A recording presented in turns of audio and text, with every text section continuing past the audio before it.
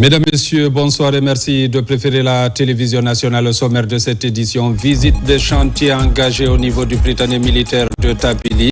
L'ambassadeur Abakar Sidiki Kamara, ministre de la Défense nationale, est allé s'enquérir de l'état d'avancement des travaux et l'opérationnalisation des centrales du génie militaire. La fête du Saint-Sylvestre en Guinée, marquée par des prières et invocations pour la paix et la cohésion sociale. Les autorités du département des affaires religieuses étaient aux côtés des fidèles chrétiens dans les différentes églises. Le football, un vecteur pour promouvoir la paix et l'unité nationale dans la savane. Des jeunes de Kankan et Sigiri mobilisés autour de ce sport sont sensibilisés sur la cohésion sociale. C'est tout pour les titres. Une fois encore, bonsoir et bienvenue dans ce journal. Visite du site du Prytanée militaire à Tabili, dans la préfecture de Kindia. Plusieurs ouvrages sont réalisés et 5 km de voirie interne seront aussi aménagés par le bataillon du génie militaire et l'entreprise Gicopress. Reportage adjudant-chef Oumar Kamara. Le ministre de la Défense nationale, entouré de la chaîne de commandement militaire, a effectué en ces derniers jours 2025 une visite de terrain sur les chantiers du Prytanée militaire de Guinée. Ces chantiers de 16 hectares sont situés sur la plateforme de Tabili dans la préfecture de Kindia. Cette visite vise à s'imprégner du niveau d'avancement des travaux en cours sur le site. Les infrastructures sont exécutées à 95%. Nous avons commencé les travaux des voiries. Et les travaux des voiries, nous sommes sur les caniveaux. Et les caniveaux sont exécutés presque à 30%. Aujourd'hui, nous nous réjouissons vraiment de cette avancée grâce au leadership de notre hiérarchie qui a fourni vraiment beaucoup d'efforts pour atteindre ce résultat. Dans cette dynamique, le bataillon du génie militaire réalise les voiries internes. Plus de 5 km de routes seront aménagées à l'intérieur du site avec l'appui de l'entreprise Gicopress. Au sein de cette école, le génie est chargé de VRD. VRD, c'est-à-dire voirie et réseaux divers. Aujourd'hui, nous sommes en train de réaliser les caniveaux de 0,80 x 0,80 et les caniveaux de 0,60 x 0,60. Le total des voiries est égal à 5 km. 3,5 km pour la zone pédagogique et 1,5 km pour la zone vie et sport. Pour accélérer les travaux, le ministre en charge de la Défense nationale, le général Abakar Sidiki Kamara, a fait appel à l'entreprise Gicopress pour assister le bataillon du génie militaire pour la réalisation de ces travaux. Avec l'acquisition des centrales d'arrobase et de concassage, le bataillon du génie militaire est en première ligne pour participer au développement socio-économique du pays. Le ministre de la Défense nationale a instruit les entreprises d'accélérer les travaux afin de recevoir les élèves au compte de l'année académique 2026. En Guinée, les résultats provisoires de l'élection présidentielle sont désormais connus. Les regards sont tournés maintenant vers la Cour suprême. Les missions d'observation ont remis les rapports sur le déroulement du scrutin à l'institution. Le point avec Amadou Touré. Le scrutin présidentiel du 28 décembre 2025 a fait l'objet d'une attention particulière de la communauté internationale. 120 observateurs au compte de la CEDEAO étaient mobilisés sur le territoire guinéen pour veiller au déroulement du vote ainsi que des émissaires de l'Union africaine. Ces différents groupes d'observation ont à la fin du processus dressé leur bilan. La mission note une réelle maturité démocratique en République de Guinée, fondée principalement sur la priorité accordée au dialogue politique interparti au sein des cadres de concertation, vecteurs d'un consensus républicain ayant permis de dépasser certains clivages latents et d'adopter des réformes constructives en faveur de la refondation de l'État et de la modernisation du système politique. Ces avancées ont également conduit à des décisions renforçant l'unité et la concorde nationale indispensables à la consolidation de la paix de la sécurité, de la stabilité et du développement durable. Au même moment, sur le plan local, l'Observatoire national autonome de supervision du référendum constitutionnel et des élections au NASUR, un organe de veille considéré comme une innovation électorale en Afrique, a remis son rapport final au juge de la Cour suprême. Je puis dire que la Guinée peut se targuer d'avoir pour la première fois un organe de supervision, d'observation, qui contrôle systématiquement sur la base du code électoral, qui contrôle la conformité et la régularité du processus électoral et qui finalement apprécie en toute indépendance, en toute autonomie de la crédibilité. Notre appréciation ne peut être dévoilée que par la Cour suprême. Ce document, élaboré par les 11 membres de cette institution de veille, a pour objectif d'aider la Cour suprême, la plus haute juridiction du pays, à analyser les résultats globaux provisoires déposés par la Direction générale des élections avant de se prononcer sur la régularité et le manquement de l'élection du 28 décembre dernier avant publication de tous les résultats globaux définitifs. Il faut préciser que plusieurs structures d'observation ont accompagné la tenue de ces élections. La CONAS Chaplin Afrique a animé une conférence de presse afin de présenter ses résultats d'observation, des résultats d'observation avant et pendant le scrutin. Compte rendu Fatoumata Batouli Diallo. À l'occasion de l'élection présidentielle du 28 décembre 2025, le peuple guinéen a fait preuve de maturité, de retenue et de sagesse en exprimant sa voix souveraine sans incident majeur ni division. Un scrutin salué comme une avancée significative pour la démocratie du pays. En termes d'observation de la campagne électorale, la campagne s'est déroulée dans un climat totalement apaisé. En termes d'incidents, nous avions été bluffés. Sur toute l'étendue du territoire, partout nos observateurs ont pris part à l'observation des élections. Nous avons dénombré aucun incident. À la maison des jeunes de Matam, la mission d'observation de la CONAS Chaplin Afrique salue la maturité du peuple guinéen. Devant les représentants de la commune, le chef des quartiers et les journalistes, l'organisation félicite également le travail de la Direction générale des élections ainsi que l'engagement des acteurs de la paix pour le bon déroulement du processus électoral. La mission d'observation électorale de la CONAS Chaplin d'Adou félicite les autorités en charge des élections pour son ouverture à toutes les parties prenantes du processus, ainsi qu'à l'ensemble du peuple de Guinée pour sa maturité et son engagement en faveur de la démocratie. Créée aux États-Unis, la CONAS Chaplin Afrique est fondée par le docteur Carlos Aroba Gaibor. Présente dans près de 80 pays à travers le monde, l'organisation intervient dans les domaines du développement social, économique et culturel, tout en œuvrant pour la promotion de la justice et le maintien de la paix. Dans l'actualité encore, célébration des fêtes de fin d'année, la délégation du secrétariat général des affaires religieuses était dans les différentes églises aux côtés des fidèles chrétiens de la capitale. Le but, multiplier les prières pour que règne continuellement la paix dans notre pays. Reportage Soriba Bangoura, Marwan Kamara. Au moment que certains fêtent l'arrivée de la nouvelle année dans les rues et d'autres lieux publics, ces fidèles chrétiens ont choisi la voie de la prière et de la réflexion spirituelle. Ici, à la cathédrale Toussaint de Conakry, une veillée spéciale Saint-Sylvestre rassemble de nombreux fidèles chrétiens anglicans pour un culte commun. Parmi les participants, une délégation du secrétariat général des affaires religieuses. Cultivons la paix et le bon sens. Cette paix qui nous appelle à aller au-delà de nos limites. Nous venons de finir l'élection présidentielle. Librement, nous avons choisi qui nous voulons.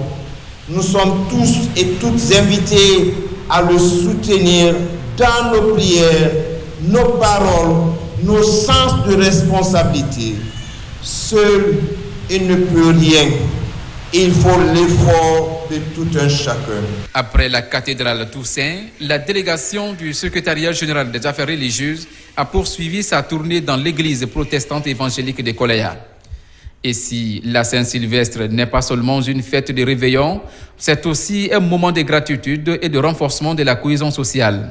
Quand on pense à 365 jours au cours duquel Dieu vous a gardé, c'est vraiment un temps de reconnaissance que nous mettons à part pour dire merci à Dieu et confier les 365 jours de la nouvelle année. Au fil de la nuit, la délégation est aussi accueillie à l'église des Assemblées de Dieu de Concasser. Ici également, le même rituel se répète, lecture des textes bibliques et des bénédictions pour confier l'année à venir à Dieu et pour le maintien de la paix. L'église a beaucoup prié et nous voulons vraiment dire merci au Seigneur. J'ai saisi l'occasion pour dire merci au chef de l'État qui a assuré vraiment la sécurité, qui nous a permis de célébrer les 3 fêtes. Aujourd'hui, nous sommes dans la joie que le pays reste dans la paix. Notre pays est demeuré le havre de paix qu'il a toujours été. Et donc pour cela, nous venons remercier les fidèles chrétiens qui ont continué à prier pour le pays. Et aujourd'hui, nous sommes contents de voir un pays encore stable. Et c'est vraiment un sujet de joie pour nous. Dans chaque église visitée, la délégation s'est jointe aux fidèles pour multiplier des prières pour la préservation de la quiétude sociale et l'acceptation des résultats de l'élection du 28 décembre dernier pour une Guinée développée et stable. La Saint-Sylvestre passée dans la prière et l'action de grâce. Des vœux ont été également formulés à la cathédrale, la grâce de la mission Réconciliation et Guérison, ceci pour l'émergence et la prospérité de la Guinée.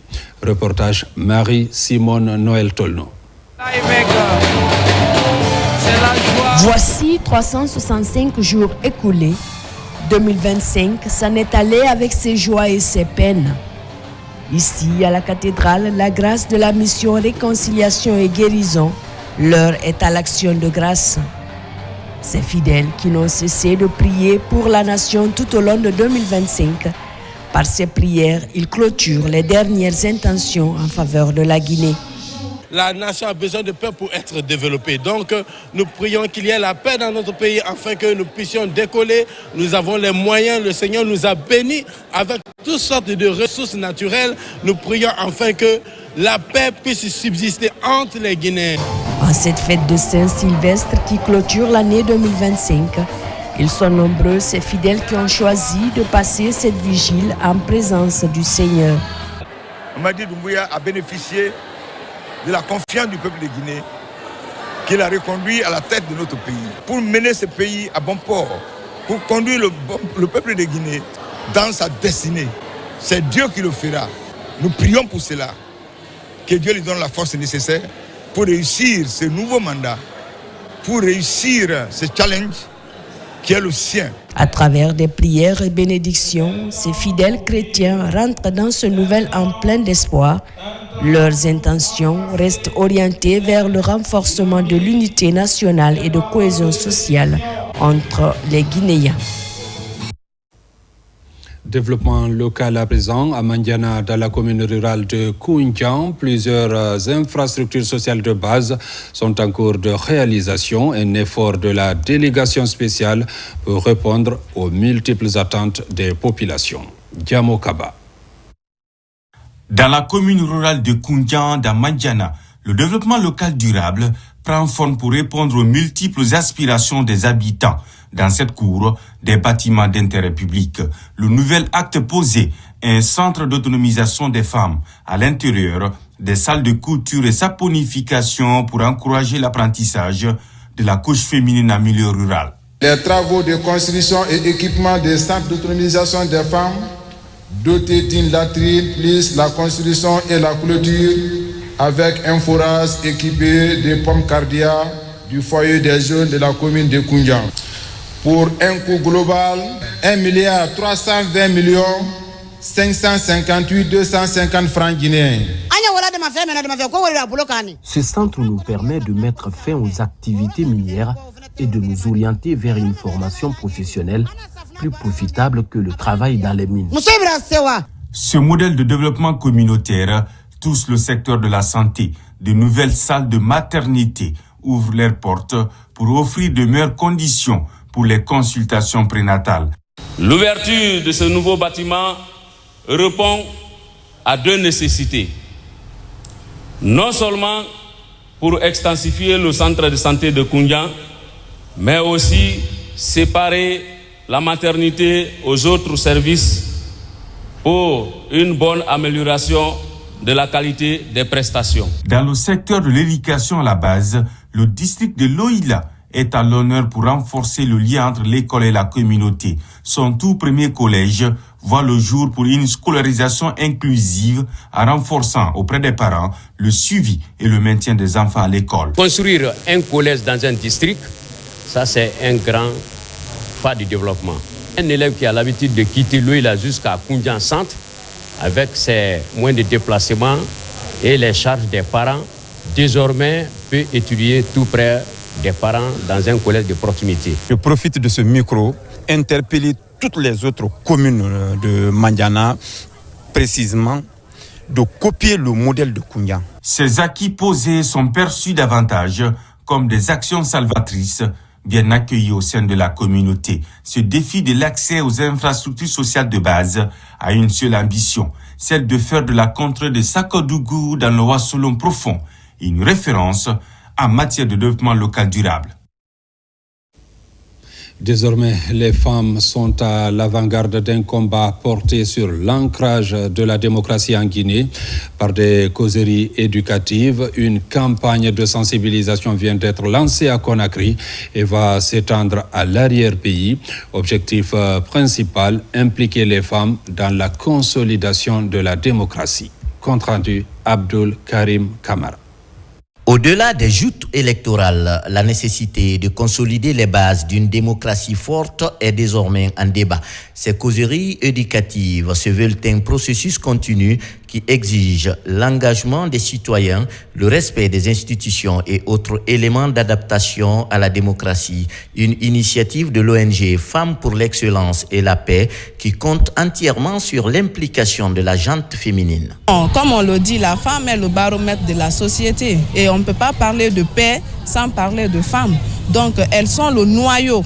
Qu'elles jouent le rôle des médiatrices qu'elles ont toujours joué, le rôle des gardiennes à la maison. En ce début de l'année 2026, le top départ de cette campagne de sensibilisation est donné à Conakry. Dans les communes de Matam, Bessia, Matoto et Ratouma, à travers ces causeries, les groupements, serrés et autres associations de femmes sont édifiés sur l'importance d'un ancrage démocratique. Notre engagement est sans faille, car une démocratie forte ne s'acquiert pas en un seul jour. Et nous nous estimons heureuses d'être impliquées dans le combat. Dans ce combat, l'objectif visé par l'ONG Femmes pour l'excellence et la paix est d'amener les citoyennes et citoyens à savoir quels sont les droits et responsabilités qui leur incombent dans le maintien d'une démocratie saine et forte.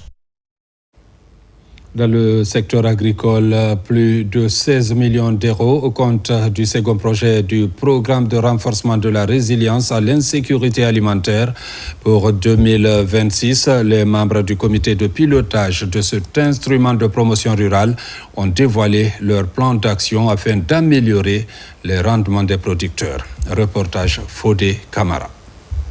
Pour cette troisième session de son comité de pilotage, le projet 2 du programme de renforcement de la résilience à l'insécurité alimentaire et nutritionnelle a examiné les activités réalisées au cours de l'année 2025.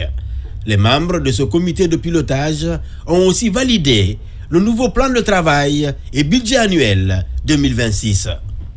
L'objectif visé par ce COPIL, c'est analyser le PTBA 2026 et donner des recommandations pour l'exécution des activités prévues dans ce PTBA. La participation du département du tutelle, c'est de voir les activités réalisables et voir les activités qui n'ont pas été réalisées en 2025, les rapporter dans le PTBA 2026 pour pouvoir atteindre les objectifs du projet. nous avons assez d'activités dans le cadre des sous-projets, par exemple, dans le cadre des IMO qui sont prévus et qui seront organisés, qui permettront à la population, à la base, d'améliorer naturellement de façon drastique leurs revenus. Nous avons aussi des activités dans le cadre de la préservation de l'environnement, à travers la promotion des biodigesteurs et autres. Financé par la Banque africaine de développement à hauteur de 16 millions de dollars, ce projet sous-régional de 4 composantes couvre 2 régions de la Guinée à fort potentiel risicole, la Haute et la Guinée forestière, notamment les préfectures de Dabola, Farana, Kisidougou, Djekedou et Massanta. Et toutes ces composantes, c'est-à-dire les 3 premières, se reposent ici sur le développement rural. Vous voyez, l'agriculture, l'élevage, la foresterie, la pisciculture. Et la 3e composante qui est la coordination et la gestion du projet, qui est la 4e composante. Donc globalement, ces composantes, les activités liées à ces composantes vraiment vont permettre ici à impacter positivement les bénéficiaires afin vraiment d'être préparés face à la résilience au changement climatique. Programmée pour une durée de 5 ans, la mise en œuvre de ce projet sous-régional va permettre d'améliorer les conditions de vie des populations agricoles par une politique d'adaptation au changement climatique et autres chocs exogènes, des chocs qui fragilisent les PME rurales. Un autre défi du secteur agricole que l'interprofession de la filière Fonio veut relever, c'est l'amélioration de la productivité. À Mamon, les acteurs de la filière étaient récemment en concertation sur les possibilités et les stratégies à mettre en place pour réussir ce pari. Reportage Mamadou Patebalde. Le fonio est une céréale traditionnelle d'Afrique de l'Ouest. Il constitue de nos jours une source de revenus pour les producteurs guinéens. Dans le but d'accroître la production et la productivité de la filière, le ministère de l'Agriculture, à travers la Chambre nationale d'agriculture, vient au secours de l'interprofessionnel de la filière Fonio de Guinée avec un montant de 65 millions de francs guinéens. Opportunité pour encourager tous les membres de l'interprofession, de toutes les personnalités des structures déconcentrées concernées, à se donner les mains et s'impliquer davantage avec plus de persévérance et de professionnalisme pour cette activité d'identification des acteurs se réalise avec succès dans les meilleurs délais. Aujourd'hui, les producteurs de la filière Fonio de Guinée se sont engagés à retrousser les manches afin de relever les défis liés à l'accès au financement, la transformation et la commercialisation de leurs produits sur le marché de la consommation. Le développement de la filière Fonio est un enjeu majeur pour notre pays. Il s'agit de contribuer à l'amélioration de la sécurité alimentaire, à la création d'emplois et la réduction de la pauvreté en milieu rural. Pour mieux maintenir le cap, les acteurs de la filière Fonio ont été identifiés, incluant les producteurs, les transformateurs et les commerçants. Dans ce élan, les autorités engagent l'interprofession à maintenir le pays dans le premier rang mondial de producteurs de Fonio. Pour atteindre cette prospérité, nous devons faire face à un défi fondamental, le besoin d'une meilleure organisation et structuration de la filière. La Chambre nationale d'agriculture, en partenariat avec l'interprofession de la filière Fonio en Guinée, s'engage résolument dans un projet d'envergure. L'octroi de ces fonds n'est pas une simple subvention. C'est un investissement stratégique dans la transparence et l'efficacité. La remise du montant et l'identification des acteurs de la filière sont des initiatives importantes pour promouvoir la production locale et améliorer les revenus en vue d'assurer la durabilité de la production de Fonio en Guinée.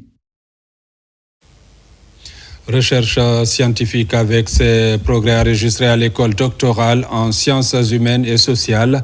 Depuis l'avènement du président Mamadi Doumbouya, cette école doctorale à l'université de Somfonia s'internationalise avec de plus en plus de thèses soutenues selon les standards internationaux. Plus de détails avec Tierno Ousmane Diallo. L'école doctorale en sciences humaines et sociales de l'Université générale Lansana Conté de Sonfonia poursuit sa dynamique pour le développement du système d'enseignement supérieur guinéen. En 5 ans, 26 thèses de doctorat y ont été soutenues, toujours avec la participation de professeurs étrangers de la sous-région, de l'Amérique du Nord, de la France ou encore de l'Allemagne. Très tôt, nous avons pris l'initiative d'abord de mettre en avant les technologies comme les visioconférences qui nous permettent de faire participer l'ensemble des universités de l'Afrique de l'Ouest et ensuite au niveau étranger. Et cela par l'évaluation d'abord des thèses et ensuite par la participation à des jurys de soutenance au niveau de l'école doctorale, comme vous l'avez constaté aujourd'hui. Donc, ce qui fait que nos thèses de soutenance sont toujours des jurys au niveau international. Les thèses soutenues à l'issue de plusieurs années de recherche contribuent à résoudre des préoccupations telles que la question de l'enseignement à distance qui a intéressé cet enseignant-chercheur et qui a soutenu devant un jury composé de Guinéens, de Sénégalais et de Togolais. Nous savons que la formation à distance est une formation qui se passe dans tous les pays du monde. Les TIC sont là et donc ma contribution c'est d'améliorer l'ISFA et de faire de cette institution une grande institution. C'est un travail remarquable. C'est un travail qui permet d'améliorer le fonctionnement de l'ISFAD et de se projeter dans l'avenir pour que cette institution puisse jouer le rôle qui lui est dévolu, à savoir augmenter la capacité de formation en enseignement supérieur. L'école doctorale en sciences humaines et sociales de l'Université générale Lansana Conté de Sonfonia a 7 co-tutelles avec des universités françaises et reçoit également des étudiants internationaux tels qu'actuellement avec certains originaires de la Mauritanie ou de l'Iran. Direction Haute-Guinée, dans la savane guinéenne, les communautés qui pratiquaient l'excision ont décidé de déposer leurs couteaux publiquement. Elles renoncent à cette pratique. Le projet touche les préfectures de Kankan, Kérouané et Sigiri. Reportage Diamo Kaba. Pratique dangereuse, les mutilations génitales féminines reculent dans la savane guinéenne. À Kankan, la commune rurale de Sabadou Baranama accueille la fête de l'abandon de l'excision. C'est le rendez-vous de 11 districts pour renoncer à cette activité néfaste à la santé de la jeune fille. Le mot d'ordre, tourner le dos au couteau de l'excision. Nous déclarons solennellement et suivant un consensus communautaire partagé l'abandon de la pratique de mutilations génitales féminines et du mariage d'enfants dans nos 11 communautés, ici représentées par leurs leaders désignés que nous sommes. Ces cérémonies officielles et publiques viennent lever définitivement les réticences pour des communautés qui s'inscrivent désormais dans la dynamique de tolérance zéro contre la pratique. Le changement de comportement pour l'abandon de la pratique de l'excision est aussi perspectible à Kérouané. À Komodoudi, village se prononce publiquement contre l'excision. Nous ne célébrons pas la fin d'un combat, mais le début d'une nouvelle ère. Je vous exhorte tous, leaders, devenez les gardiens de cette promesse. Veillez à ce que cette déclaration soit traduite en actions concrètes. Nous prenons acte de la présente déclaration qui interdit les pratiques des MGF et mariage d'enfants dans vos localités respectives. J'invite les autorités administratives à y veiller jalousement et en respectant ainsi la volonté populaire. À Sigiri, le projet touche la commune rurale de Banko. Le district de Nafadji regroupe les acteurs à tous les niveaux. Ici aussi, 17 villages sont conscients du problème posé par les mutilations génitales féminines. À Kankan, Kérouané et Sigiri, le projet de promotion des initiatives en faveur de l'abandon de la pratique de l'excision est porté par l'Association des Amis de la Solidarité Sociale et du Développement en collaboration avec l'UNFPA. Restons dans l'arrière-pays pour dire qu'à peine installé, le préfet de Forêt-Karia entame une vaste campagne de prise de contact dans les localités relevantes de sa juridiction. Colonel Mamadou Lamarana Diallo a partout transmis le message de paix du chef de l'État dans cette préfecture stratégique. Déjà, plusieurs sous-préfectures de Forêt-Karia ont été visitées. Reportage Alpha Isiagaba Sidiki Sissé. Farmouria, sous-préfecture frontalière entre la Guinée et la Sierra Leone, a marqué la première étape de la tournée de prise de contact du préfet de Forikaria, le colonel Mamadou Lamarana Diallo.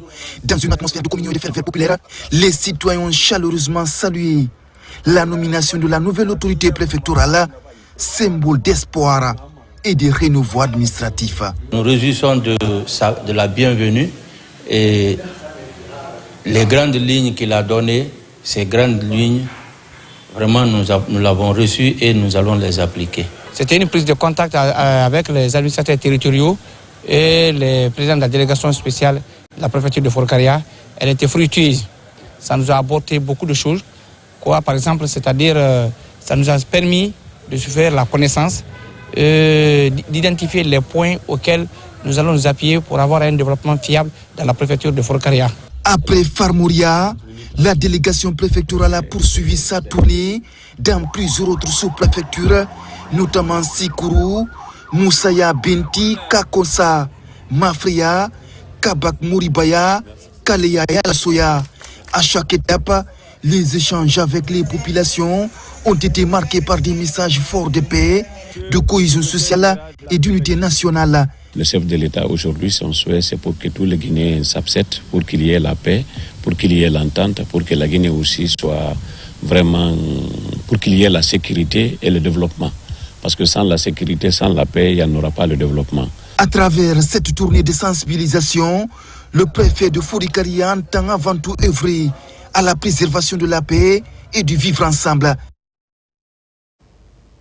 L'association L'Enfant de la Vie, qui œuvre pour le bien-être des tout-petits en situation de vulnérabilité en Belgique comme en Afrique, fidèle à son engagement solidaire, offre des cadeaux à 3 orphelinats de Conakry. Reportage Marie-Angélique Bangoura, Aboubakar Sidiki Souma. En cette période de fête où la générosité illumine les cœurs, l'association L'Enfant de la Vie fait le choix de donner un sens profond à la célébration en la transformant en un véritable moment d'espérance. Première étape de cette chaîne de solidarité, l'orphelinat Regina Maris, où les enfants ont accueilli avec bonheur des kits scolaires, source de soulagement, d'encouragement et de sourires retrouvés. Ils s'attendent à des jouets, ils s'attendent à des gâteaux, mais ils ne s'attendaient pas à des kits scolaires. Donc ça, parce que les premiers kits qui ont été partagés depuis octobre, il y en a qui ont commencé à déchirer, vous connaissez les enfants. Mais aujourd'hui, ça a été une très grande joie. La caravane du bonheur se poursuit ensuite vers 2 autres orphelinats qui ont également bénéficié de ces dons, empreints d'amour et de réconfort. Votre présence à nos côtés est très importante pour nous. Elle nous signifie que nous sommes aimés, soutenus et entourés des personnes généreuses qui croient en nous et en nos rêves. Ces dons de fournitures scolaires, c'est pour leur donner de l'espoir dans le sens où, comme moi, ils peuvent aussi réussir leur vie. Donc l'action aujourd'hui, c'est pour leur dire, vous êtes capables aussi, comme moi, de faire pareil. À Conakry, cette étape revêt une importance particulière. Les lots offerts visent non seulement à soutenir les enfants dans leur quotidien, mais aussi à les accompagner sereinement durant la seconde partie de l'année scolaire 2025-2026. Une action qui redonne le sourire à ces âmes innocentes. Interdiction des mineurs dans les lieux de loisirs. Le parquet pour enfants lance officiellement la campagne de contrôle à Conakry. Cette première étape a ciblé les communes de Lambagny, Ratoma et Dixine. Plusieurs mineurs ont été interpellés dans la nuit du 31 décembre 2025 dans les lieux de loisirs. Sur le terrain, la patrouille a connu quelques difficultés. Les détails dans ce reportage de Nabilaï Kamara. Dans la nuit du 31 décembre 2025, alors que la capitale vibrait au rythme des festivités de fin d'année, les forces de l'ordre, accompagnées du parquet spécial pour enfants, ont lancé une vaste opération de contrôle dans les lieux de loisirs nocturnes de Conakry. Des descentes sont menées dans les communes de Lambagny, Ratoma et Dixine afin de faire respecter l'interdiction formelle d'accès des mineurs aux espaces de divertissement nocturne. Sur le terrain, la mission a parfois été confrontée à des résistances de la part de certains exploitants. Nous avons été à Lambagny il y a 3 endroits, chicha lounge, boîte de nuit, que nous avons contrôlés. Nous avons trouvé un endroit où il n'y avait vraiment pas de problème, tout était propre. Par contre, les autres, il y avait des difficultés. Et arrivé à Kipé, une chicha lounge qui est là-bas, qui s'est opposé catégoriquement à nous. Il a même exercé des actes très subjectifs contre nous. Mais nous avons dit que force restera la loi. Ce n'est pas les enfants en tant que tels qui sont dans nos viseurs, c'est les parents. Pour tous ceux-là qui ont l'autorité sur les enfants, qui en réalité qui ont démissionné de leurs obligations, de leurs responsabilités, qui doivent répondre à la loi. Face à la présence persistante de mineurs dans les espaces nocturnes, le parquet spécial pour enfants de Conakry appelle les exploitants des lieux de loisirs et les parents à assumer pleinement leurs responsabilités. Chacun, en ce qui le concerne, va prendre la responsabilité pour dire attention, il y a des endroits où nos enfants ne doivent pas y être. C'est une évidence. Et pour les détenteurs également des boîtes de nuit, des chicha lounge, nul n'est au-dessus de la loi. Vous le savez, depuis 2021, il y a un arrêté conjoint signé entre le ministère de la Sécurité, le ministère du Budget et le ministère du Commerce qui interdit carrément l'importation, la commercialisation et la consommation de la chicha en République de Guinée. Désormais, en Guinée, les boîtes de nuit, hôtels, plages et salles de spectacle sont sous surveillance du parquet spécial pour enfants. L'accès à ces espaces est strictement interdit à toute personne de moins de 18 ans. Cette mesure s'appuie sur les articles 790 à 794 du Code de l'enfant qui encadrent la protection des mineurs dans les espaces publics et privés. À Kindia, les 100 volontaires qui étaient en formation sur le civisme à l'ASCAD ont fini leur cycle. Désormais, on les appelle les ambassadeurs de la paix et seront déployés dans les communautés pour sensibiliser sur le vivre ensemble. Reportage Alpha Yayassila. Ces jeunes sont au nombre de 100 volontaires, désormais stagiaires pour une durée de 10 jours ici à Kindia. La formation commence dès à présent avec pour objectif principal transformer ces jeunes en agents de paix et de cohésion sociale. Cette formation n'est pas une simple activité. Elle est une réponse concrète aux besoins de la jeunesse guinéenne. Elle transforme les défis en opportunités, les opportunités en action. Les modules proposés sont essentiels. Ce sont essentiellement le volontariat, l'engagement civique et patriotique, le coaching agricole, l'éducation inclusive, l'état civil, la médiation sociale, la prévention des conflits, l'entrepreneuriat économique et social et solidaire. Ces projets dont l'objectif est de contribuer à la transformation sociale et économique durable en Guinée à travers la formation citoyenne, l'Agence nationale du volontariat jeunesse ANVJ s'engage à poursuivre ses efforts pour structurer, accompagner et promouvoir le volontariat à tous les niveaux. Pour y arriver, nous comptons sur l'appui des autorités, de nos partenaires et les collectivités, car la jeunesse est la force vive de notre pays. Porté par l'Agence nationale de volontariat jeune et soutenu par le PNUD, ce programme vise à préparer ces jeunes en acteurs de changement dans leur communauté. Il s'agit donc de renforcer le sentiment d'appartenance nationale et le respect des institutions. Dans quelques jours, vous serez déployés sur le terrain pour aller être des vrais prêcheurs pour la paix, pour aller sensibiliser la majorité des jeunes qui n'ont pas eu la chance d'assister à une telle formation. Les thèmes qui seront enseignés sont entre autres la médiation sociale, la santé et le premier secours, l'entrepreneuriat et le coaching agricole. Le Fonds de développement des arts et de la culture FODAC tient son conseil d'administration annuel. Le bilan est reluisant selon les cadres et il fait état de plus de 40 projets financés en faveur des acteurs culturels. Reportage Ousmane Ba. Une rencontre d'envergure des membres du conseil d'administration du Fonds de développement des arts et de la culture.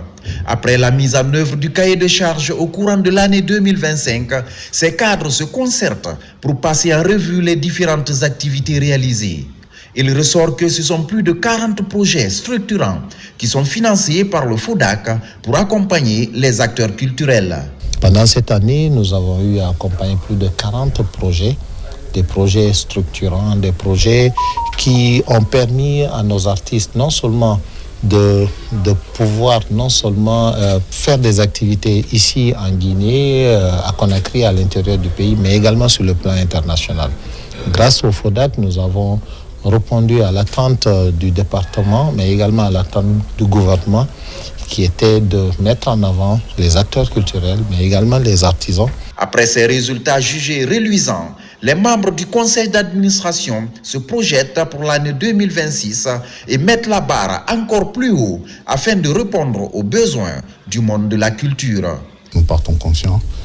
Nous avons étudié plusieurs activités à mener, mais aussi plusieurs voies et moyens pour étoffer la gamme et étoffer les revenus du FODAC pour pouvoir pallier au manque de financement et au manque d'aide et tout ce qui est apport technique à l'art et à la culture. De nouveaux défis à relever, un challenge qui s'avère impérieux pour redorer le blason du secteur culturel, un secteur pourvoyeur d'emplois et de devises.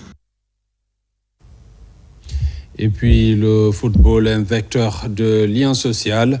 Il regroupe des jeunes à Kankan et Sigiri pour promouvoir les valeurs d'esprit d'équipe et de solidarité. L'événement s'appelle Match de l'année pour doter la couche juvénile de la savane guinéenne de mécanismes d'autogestion et de prévention des conflits. Reportage Diamo Kaba. Au stade municipal de Nankon, ici à Sigiri, c'est la paix qui règne autour du football. Aujourd'hui, c'est le grand jour après plusieurs mois de compétition intense pour brandir le trophée Moussa Kamara, ancien directeur général des douanes. La finale oppose les formations de Madina Koura et Tabakoro. Au coup de sifflet final, un grand cri de joie. Madina Koura est au-dessus. Depuis que ça a commencé, donc on n'a pas eu d'incident, ça s'est déroulé dans les normes et pour ça on remercie la jeunesse et on lance un appel aussi pour le calme et accompagner le président dans la sérénité. Ce que je peux dire à la jeunesse, c'est de se donner les mains pour notre progrès. Le football est un facteur qui crée cette union et nous sommes contents de brandir ce trophée. L'objectif de cette plateforme d'émulation reste et demeure la promotion de la cohésion sociale entre les jeunes. La bonne humeur collective soutenue par les autorités locales démontre l'aspect positif du football, un véritable facteur de rassemblement. Ça a toujours été mon combat, l'entente, la cohésion entre les jeunes, entre les fils de Sigiri. Ça a toujours été mon combat. Donc je lance un appel aux jeunes, à tous les Sigirincas de se donner la main, de se lever ensemble, de s'asseoir ensemble. C'est ensemble qu'on est fort. En ce début de l'année 2026, la promotion du vivre ensemble est au cœur de toutes les aspirations dans la ville aurifère. Désormais, une seule voix au sein des quartiers de Sigiri pour véhiculer des messages d'unité et de fraternité. Mesdames, Messieurs, c'est la fin de cette édition. Merci de l'avoir suivi et bonne suite de programmes sur la télévision nationale.